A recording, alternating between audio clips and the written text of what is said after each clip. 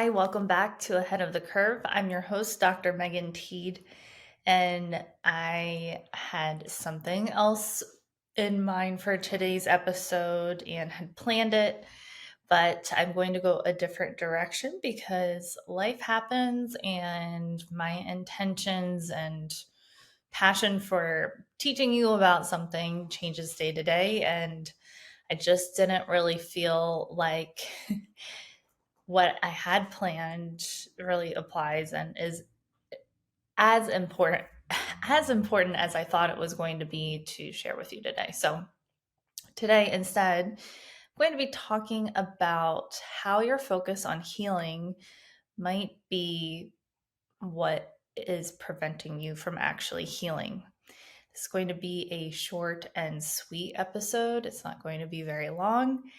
And I hope that you take something positive away from it and it gives you something to think about because I think that, we're all guilty of having such a focus on healing and being healed that we're really missing out on life itself. And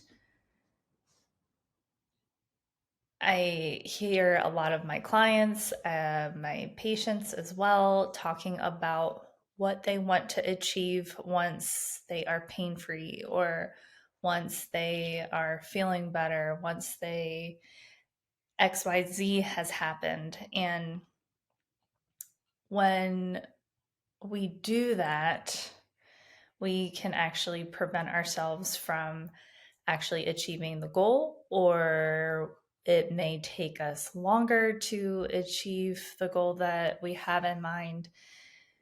What is something that you are just like waiting to do until you are pain free or until you're healed? And we as human beings, we need to change our ecosystem. We need to change our life in order for our healing to occur. We can't think that, we're just going to do these exercises and, everything else is going to be better. There's obviously more than one input in our lives that is preventing us from healing. And someone who's got me thinking about this a lot is somebody that I just started following on Instagram, and her name is Dr. Cassie Huckabee, and she shares the story from Price Pritchett.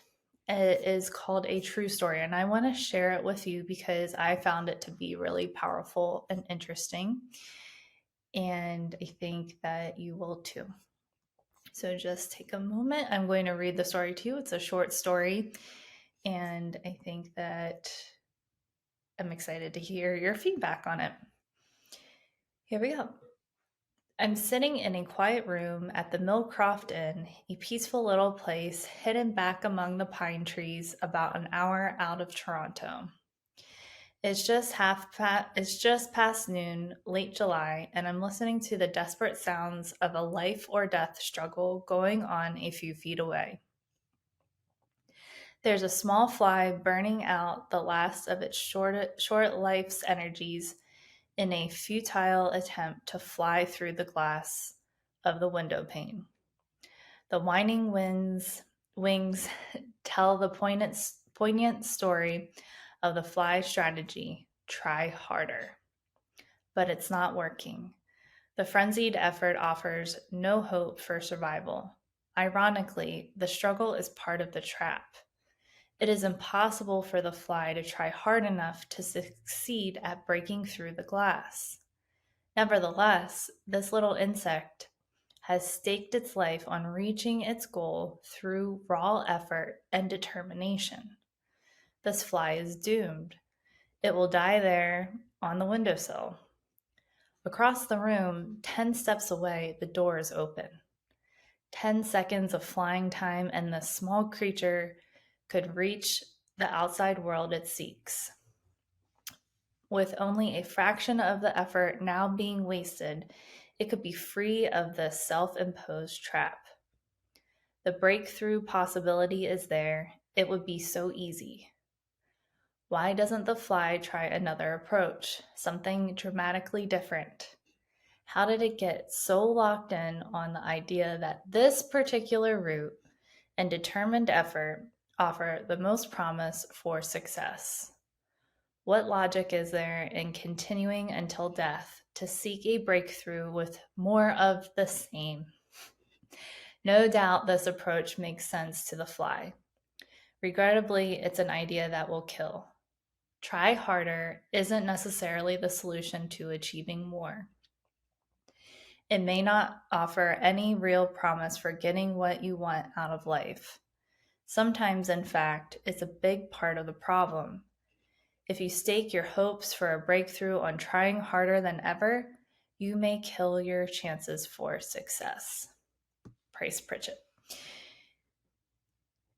So I think that this was really powerful for me because sometimes we get so zoned in on our end goal, end game, whatever that may be, healing, being pain-free, that we forget to zoom out and see that there may be an easier way to achieve our set goal that we have put forth for our life.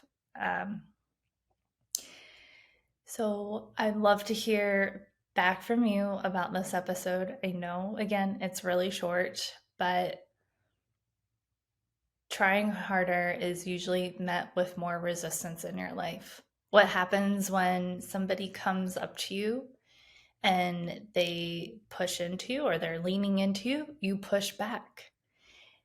Resistance is met with more resistance. So how about we meet ourselves with ease and see what happens? I hope you enjoyed today's episode. If you have been enjoying them, please make sure to rate and review. Helps people find us on all of the podcast apps. And if you love somebody that has scoliosis, please share this episode with them. And until next time, I hope you stay well and stay ahead of the curve.